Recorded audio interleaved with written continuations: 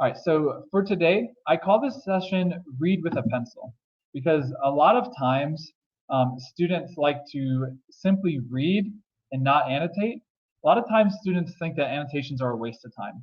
So I want to prove that wrong today and show you really focusing on annotating the right way, in the way that I recommend annotating as you read a really difficult text will hopefully be really helpful for you. So we don't annotate to waste time by any means. In fact, I want you to leave today thinking that annotations will save you time. Before we jump into talking about annotations, talking about multiple choice, and actually practicing tonight, let's just take a quick run through to make sure you know about what to expect on the AP Langenkamp multiple choice session this year and the actual test. So the multiple choice test is the first part of the AP Lang test. You'll have a break after multiple choice, and then you'll work on writing 3 essays in a row. So that's a 60-minute timed assessment, no breaks for the 60-minute multiple choice. Within that time, you'll have 4 or 5 passages, and you'll have 52 to 55 questions. So doing the math, that's almost a minute per question. That's almost a question per minute, I should say. We barely have more than that, and we've got to read these very difficult passages, which we're going to work on today. So the multiple choice is often in AP Lang classrooms pushed aside, and we really focus on essays because it's easier to teach styles of writing, and a lot of times multiple choice students feel relatively comfortable with reading, and they need more direct instruction on the different modes of writing for AP Langenkamp.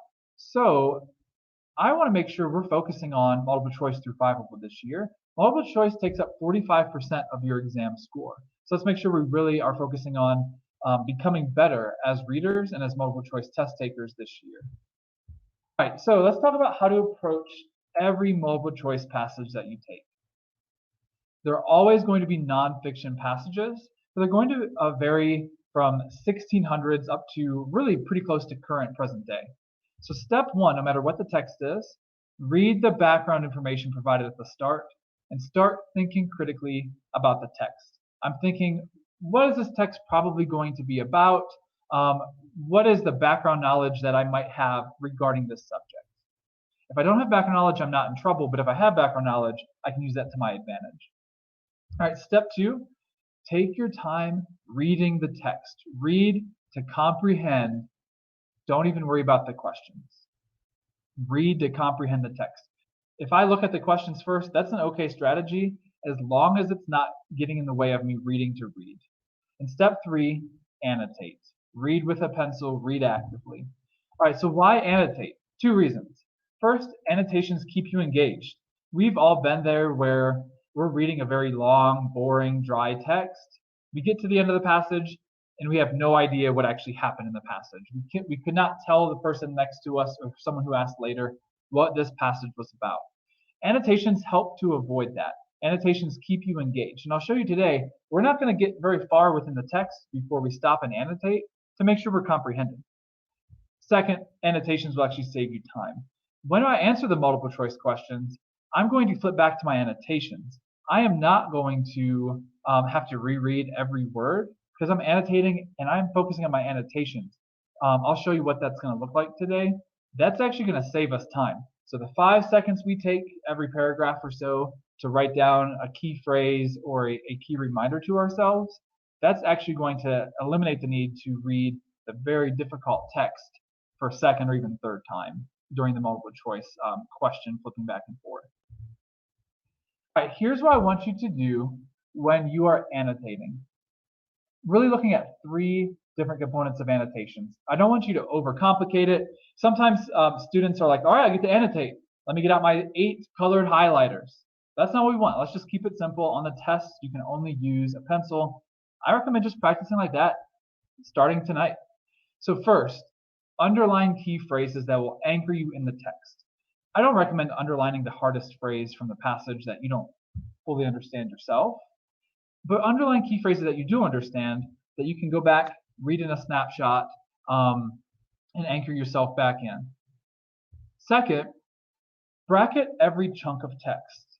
This is determined by shift in topic or shift in tone, which as good writers, it's our job to identify.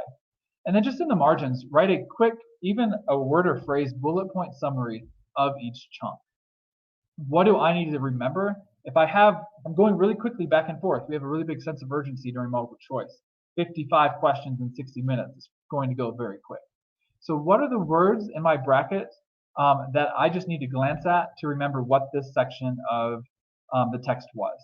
Now, in AP passages, a lot of times you're not going to do this for every paragraph. There are going to be paragraphs that are extremely long, and at that time, you've got to identify where are the shifts within the paragraph. We're going to practice with that tonight. Third, we're going to practice with this tonight too as we annotate. Clarify vague pronouns. The best readers do this naturally. When I get to the word he or it or her, I have to know who that's referring back to. In AP, that sometimes is going to be very difficult. I recommend doing this for 2 reasons, and I'll show you what that looks like tonight. The first reason is you're just pausing and making sure you're fully comprehending the text when you're clarifying the vague pronouns. And second, that's going to help you when you go back. You don't have time to think hard about this text twice, like in terms of comprehension. So we're putting the work in up front. We're fully comprehending the text. I'll have like the word it circled, and I'll draw a line back to the antecedent. Antecedent is what a pronoun refers back to that's previous in the text. So if I've done that, I don't have to think hard about it twice. I'm going to do the hard thinking up front.